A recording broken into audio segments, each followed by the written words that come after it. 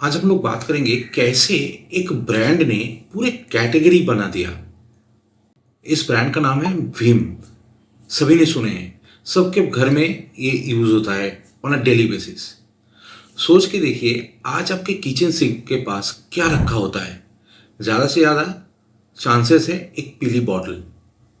It is so normal that we don't even question it, but here is the uncomfortable truth.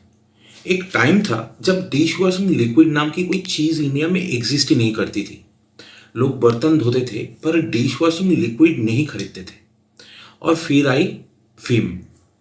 और भीम ने सिर्फ market share नहीं लिया, भीम ने पूरे कैटेगरी क्रिएट कर दी। आज भीम इंडिया का डिश वॉशिंग लिक्विड मार्केट का 50% शेयर कंट्रोल करता है। बट ये सक्सेस ऐड के नॉइज से नहीं बना, ये आया बिहेवियरल मार्केटिंग, कल्चरल इंसाइट्स को कंबाइन किया गया और लॉन्ग टर्म एक एग्जीक्यूशन प्लान से। आज की इस वीडियो में हम ब्रेक डाउन करेंगे भीम ने कौन सा माइंडसेट को चैलेंज किया, लेमन नींबू क्यों उनका सबसे बड़ा वेपन बना अपने मार्केटिंग कैंपेन में, पैकेजिंग कलर क्या रोल प्ले किया, और कैसे भीम ने बिहेवियरल चेंज को सेल किया ना कि प्रोडक्ट को। अगर आप एक स्मॉल बिजनेस ओनर हो, मार्केटर हो या ब्रांड बिल्डिंग समझना चाहते हो तो इस वीडियो में एंड तक बने रहिए।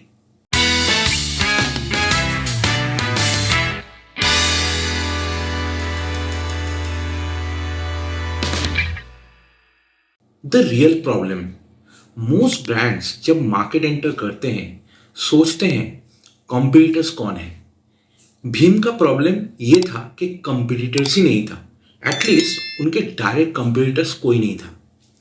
90 के दशक में रूरल एरियाज में लोग राख, मिट्टी, टैमरिंड जैसे चीज़ों को यूज़ करते थे। मिडिल क्लास होम्स में बार सोप चलती थी। किचन क्लीनिंग एक इनहेरिट हैबिट था, प्रोडक्ट डिसीजन नहीं। तो यहाँ पे भीम का चैलेंज क्या था? लोगों को कन्विंस करना कि बर्तन धोने के लिए अलग प्रोडक्ट की ज़रूरत होती है।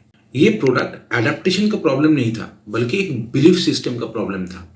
और यहाँ पे प्रील एकदम से फेल हुआ। प्रील ने क्या गलती किया? प्रील ने यूरोपियन माइंडसेट को पोजीशन किया, साइंटिफिक डेमोज वगैरह दिखाए, लैब स्टाइल सुपीरियरिटी क्लेम्स को दिखाया।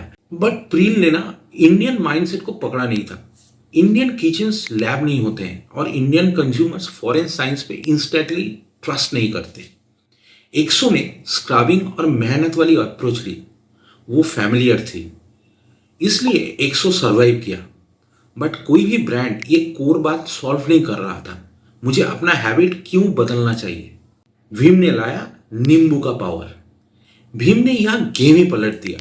उन्होंने केमिकल फॉर्मूला एक्सप्लेन नहीं किया, उन्होंने कोई पावर पॉइंट, कोई स्किल्ड प्रेजेंटेशन भी नहीं बनाया।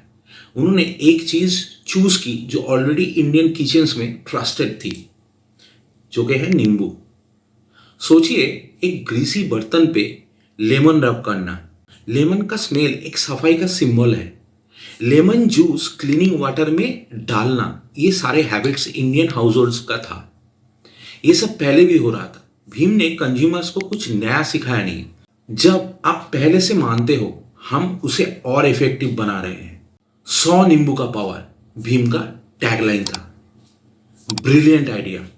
इस क्लेम को समझने के लिए केमिस्ट्री डिग्री नहीं चाहिए, बस किचन का एक्सपीरियंस चाहिए आपको। और फिर आया इनका कलर।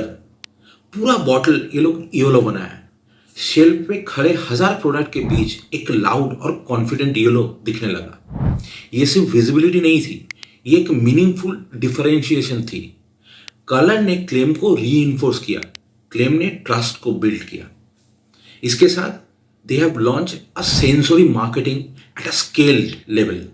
यहाँ पे भीम ने एक स्मार्ट मूव किया। उन्होंने समझा कि इंडियन कस्टमर चीज़ों को देखते हैं, उसको सूंघते हैं, उसको फील करते हैं, सिर्फ सुनते नहीं हैं। लेमन फ्रेगनेंस सिर्फ अच्छी स्मेल के लिए नहीं थी, वो मार्केटिंग का एक्सटेंशन थी। जब भीम का बॉटल खुली, एक फ्रेश स्मेल आई।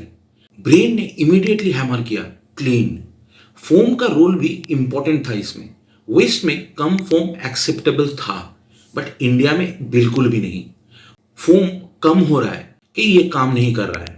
भीम का फॉर्मूला था इनफ फोम, राइट टेक्सचर्स और सेटिस्फाइंग स्क्रबिंग फील जो आपको हाथों को सूदिंग रखे। ये सब लॉजिकल डिसीजंस नहीं थे, ये एक साइकोलॉजिकल वैलिडेशन था। और फिर इनका डिस्ट्रीब्यूशन मॉडल आया। भीम ने समझा कि अगर प्रोडक्ट लोकल किराना स्टोर्स पे नहीं मिल रहा है तो ब्रांड ही एग्जिस्ट नहीं करेगा।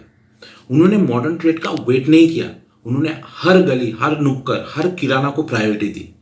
ट्रस्ट सिर्फ एड से नहीं बनता, ट्रस्ट आपके अवेलेबिलिटी से भी बनता है। Then they came up another strategy, that is pouch strategy. अब बात करते हैं पैकेजिंग की। भीम ने बॉटल से ज्यादा पाउचेस पे फोकस क्यों किया? क्योंकि इंडिया मंथली सैलरी पे नहीं, डेली कैश फ्लो पे चलती है। एक 20 रुपये का पाउच, उसका ट्रायल रिस्क भी कम है, कमिटमेंट भी उसका कम है, हैबिट बिल्ड होने का चांस भी उससे ज्यादा है। तो पाउचेस ने दो काम किया, एंट्री बैरियर को तोड़ दिया और दूसरा काम रेगुलर यूसेज को पॉसिबल बनाया। इसके बाद इनका फैमिली पैक्स और रिफिल पैक्स इनका लॉयल्टी बिल्ड की, कॉस्ट को जस्टिफिकेशन दिया, एनवायरमेंट एंगल भी ऐड किया। पैकेजिंग यहां से कंटेनर ही नहीं थी, पैकेजिंग बिहेवियर एनेबल कर रही थी। भीम का सेलिंग बिहेवियर भी बहुत ही एक्साइटिंग था। भीम की सबसे गहरी समझ यहां दिखती है। उन्होंने डिश वॉशिंग लिक्विड को प्रोडक्ट की तरह सेल नहीं किया, उन्होंने इससे केयर का सिंबल बनाया। इंडियन हाउसहोल्ड्स में सफाई एक रेस्पॉन्सिबिलिटी है, एक प्राइड भी है, केयर का एक एक्सप्रेशन भी है। भीम ने कभी ये नहीं बोला था ट्रेडिशनल मेथड आपका गलत है। इन्होंने बोला आप पहले भी केयर करते थे, आप थोड़ा स्मार्ट तरीके से करो। टाइम सेविंग एंगल यहां आया। जैसे जैसे अर्बनाइजेशन बढ़ा, ज्यादा से ज्यादा वुमन वर्कफोर्स में आई, टाइम स्केर्सिटी रियल बनी। भीम ने बोला सेम स्टैंडर्ड ऑफ सफाई कम एफर्ट में। ये टैगलाइन एड्स में ये लोग यूज किया। इसके साथ रियल होम्स, रिलेटेबल सिचुएशंस और एस्पिरेशनल बट फैमिलियर टोन को अपने एडवर्टाइजमेंट में यूज किया। और इसके बाद इन्होंने एक बोल्ड मूव किया, इन्होंने एक नया प्रोडक्ट लाया जो कि था विम ब्लैक। ये सिर्फ कलर वेरिएंट नहीं था, ये एक सिग्नल था। क्लीनिंग सिर्फ वुमेन का काम नहीं है, ये शेयर्ड रिस्पॉन्सिबिलिटी है। ब्लैक कलर एक मैस्कुलिन कोडिंग को एनहांस करता है, विजुअल डिफरेंशिएशन को दिखाता है और एक कल्चरल मैसेजिंग भी शेयर करता है जो कि softly, not doing any shouting. इससे एक बिजनेस क्या सीख सकता है, ये सबसे बड़ा इंपॉर्टेंट पार्ट है। अगर आप ब्रांड बना रहे हो तो भीम से क्या सीख सकते हो? पहला lesson, cultural familiarity beats innovation alone. ये क्या है? लोग नए आइडिया से डरते हैं पर फैमिलियर बिलीफ पे बिल्ड इनोवेशन एक्सेप्ट कर लेते हैं। दूसरा लेसन, एक sensory cues matter. Colour, smell, texture, ये सब परसेप्शन क्रिएट करता है। Perception drives preferences. तीसरा पॉइंट, एक small price points builds that habit. Trial से एडेप्टेशन होता है, एडेप्टेशन से लॉयल्टी। चौथा लेसन, कंसिस्टेंसी विंस। भीम ने एक साल का कैंपेन नहीं चलाया, उन्होंने डेकेड्स तक यही आइडिया को शार्पेन करता गया। कैटेगरी क्रिएशन पेशेंस मांगती है, नॉइज नहीं। आज जो पहली बॉटल आपके सिंक के पास खड़ा होता है वो सिर्फ डिटर्जेंट नहीं थी, वो एक रिमाइंडर है कि जब ब्रांड स्ट्रेटेजी कल्चर से मिल जाती है तो मार्केट खुद बन जाता है। अब आपसे सवाल है मेरा, आप कौन सा हैबिट चेंज कर रहे हो?